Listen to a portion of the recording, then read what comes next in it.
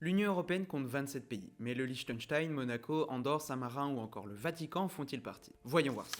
Ces États ne font pas partie de l'Union européenne mais ont des relations poussées avec. Ils se distinguent par une grande dépendance vis-à-vis de leurs voisins. Monaco a signé un traité d'amitié protectrice avec Paris, lui garantissant la protection militaire de la France. Andorre, dont l'indépendance est accordée par Charlemagne en 780, bénéficie d'un système unique avec deux coprinces dont les héritiers sont l'évêque catalan et les chefs de l'État français. La République de Saint-Marin, la plus ancienne du monde, date de 1600 et est enclavée au sein de l'Italie, responsable de sa défense militaire. Et le Liechtenstein, quant à lui, acquiert son indépendance en 1806. Il se place néanmoins rapidement sous la protection de son voisin helvétique. Certains micro-États ont fait le choix d'abandonner leur monnaie. Andorre, Monaco, Saint-Marin et le Vatican utilisent l'euro. Concernant l'espace de libre circulation, le Liechtenstein en fait partie, tout comme Monaco, par la conséquence de son accord douanier avec la France. Saint-Marin et le Vatican avec l'Italie. Cependant, Andorre maintient le contrôle à ses frontières et l'obligation de visa et de passeport pour les non-nationaux. Malgré des relations plus ou moins poussées avec les autorités européennes, aucun micro-État n'envisage actuellement d'adhérer pleinement à l'Union européenne. Si l'intégration à l'Union européenne n'a pas les faveurs dans les micro-États, c'est parce que l'argument du développement économique, fondement des candidatures des Balkans occidentaux par exemple, n'a pas le même poids dans ces pays développés. À l'heure actuelle, si la question de la libre circulation des marchandises est réglée, et celle des capitaux et des services en cours, l'ouverture complète des frontières aux individus va constituer une difficulté de taille, notamment au regard de certaines législations promouvant la priorité nationale pour les emplois privés et publics.